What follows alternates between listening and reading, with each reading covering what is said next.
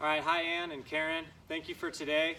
I want to go through some of the exercises and sort of a summary of today to get us started. So the first thing, the stretches that I'd like you to focus on, these are going to be the key stretches.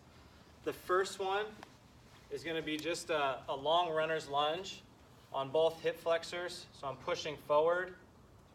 My knee's at a 90-degree angle and I'm pushing forward, feeling the stretch in this left hip flexor. From the side angle, it looks like this.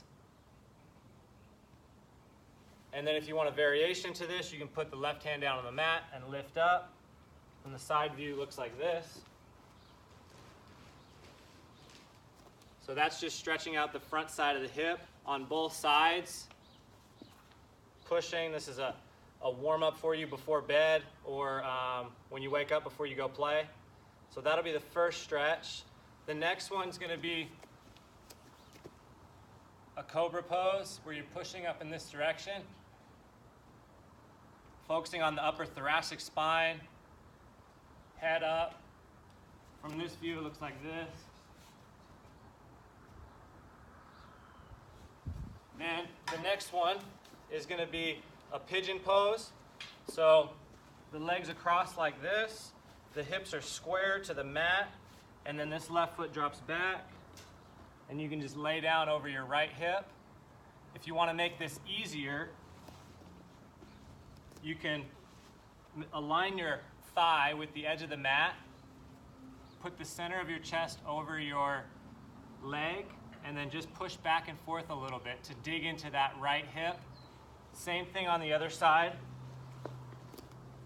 The thigh is aligned with the edge of the mat, center of my chest over the center of my thigh, and just a little push back and forth to open up the left side of the hip. A couple variations to this. You can use a chair, put your leg on the chair and just bend the knee to get the outside of the hip, the IT band on both sides.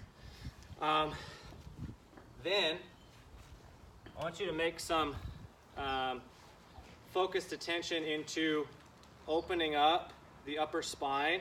So using a long PVC pipe or something you can find at the gym that's light is just back and forth from this view, back and forth, working on the shoulder mobility in this way so that this right pec, this right shoulder can load so you can support that club better. The next thing, so we've got a couple stretches, couple things to open up the shoulders and the upper back so that the thoracic spine is going to be able to support the club up top. Then some band work. So I want my hands to be external, so palms facing the sky here. I'm going to grab the band here and I'm just going to stretch it this way. Focusing on stability of the shoulders, not trying to go fast, just controlled in this way. And then you can also do this in your golf stance, in a mirror, and I'm just stretching this way. I'm really pulling with the right pec, right shoulder in this direction. So that'll be 2 sets of 10 this way, and then 2 sets of 10 in your golf stance, focusing on stability and building strength. There's varying, obviously, bands with different levels of tension, so you can find what suits you. The shoulder exercises I'd like you to do, the first one's going to be palms down. These are 5-pound weights. It's just going to be a shoulder series, so I'm going to lift, slow and controlled. So this will be the first one, so you'll do 8 of these. Then 8 out to the side this way. Then I want you to bend your arms at a 90, bend over in your golf stance, and then lift in this direction, up, down, up, down, up, down. So 8, 8, 8, and then do that series twice. So you'll go through it again, 8 more this way, 8 more this way, 8 more this way, in this direction, okay? Then the next thing I want you to focus on in terms of golf movements with some sort of rod or some sort of alignment rod, or it doesn't have to be heavy. I just want you to focus on being centered, being balanced, keeping your eye on the golf ball, and then winding up to where your shoulders are 90, and then back to center. Really focusing on doing this really slow with a really stable core. Just make sure that this doesn't get this direction. It's aligned. It's not this way either. It's just aligned, comfortable, athletic, and then turn, turn, turn, turn, turn. Back to center, turn, turn, turn, turn, turn. Back to center. So 3 sets of 10, but this isn't fast. This isn't haphazard. At this point in the game for you, we're focusing on stability so that we can refine the movements, not speed.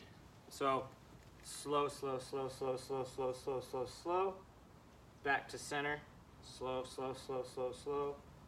Back to center. Then the next thing is going to be 5 pounds in your hand. Could use a 2.5.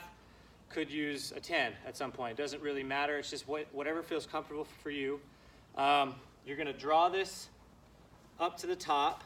It's going to be where you are in your golf stance. I want you to still focus on the golf ball, but notice that this is going to trace the plane that we were working on.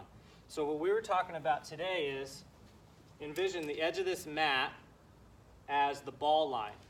Okay? So for you, we got you parallel here, and then we started to hint to, okay, this has to trace the edge of the mat, trace the edge of the mat, trace the edge of the mat, trace the edge of the mat, trace the edge of the mat. And then back down, and then trace, trace, trace, trace, trace, and then back down to get this thing planed out. So what I want you to feel is, with this 5-pound dumbbell, that the dumbbell is pointing at the edge of your mat. So if that's where the golf ball was, the edge of my mat, I'm going to take it up to here. I want this to point at the edge of my mat, and I'm just going to lift it, take it back down, lift it, take it back down, lift it, take it back down. So 3 sets of 10, focusing on the plane of it and how this right arm is going to get into a totally different position than you're used to. It's up, it's pushed away, and it's tracing that plane line so you can feel the proper muscles engaging. Again, not fast. From here, I'm pointing down there. If there was a laser pointing out, it's looking at that. And then looking at the golf ball, trace, back down, trace, back down, slow. So 3 sets of 10, building this right arm and this right shoulder, this right pec, the back of this right shoulder. So that's one. That one's in movement. That's for you to feel the plane slowly. Feel the plane. And the more you can keep, I'm looking at the camera here, but the more you can keep your head on the golf ball, the better, because you'll feel it in reality. Then I want you to take this up to where you would have it and just push it away. So put it in the position you want it, and then push away, push away, push away, push away, push away. With 5 pounds, I mean, this is kind of burning out my shoulders, so this is going to be great for you. So 3 sets of 10, pushing away. We're focusing on building this right shoulder, because this right shoulder, if it's internal here, we want it to go external and get loaded up here to the top, because you're using the leverage that you're going to create there to create stability. It gets loose on you, so it wilts kind of back behind you, and then it flips out and gets your path going too far to the right. So the more stability we build there, the better. So as a summary, we looked at, this is parallel to the edge of my mat, then it traces my mat. Make sure that while you're doing that, your body's staying centered, but also winding up properly. Then we worked on hitting some low shots and getting you to attack the ground better. So the reason we stand up is because we're not attacking down.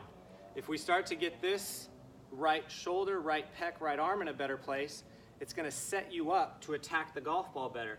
If you attack the golf ball better, then you're not going to be club behind you standing out of it. You're going to be club in front of you going down after it, then you'll rotate around the corner, then your pelvis will extend after impact on the front side of the arc. So that was a great experience. I'm excited to get started with you guys. I appreciate everything. Thank you.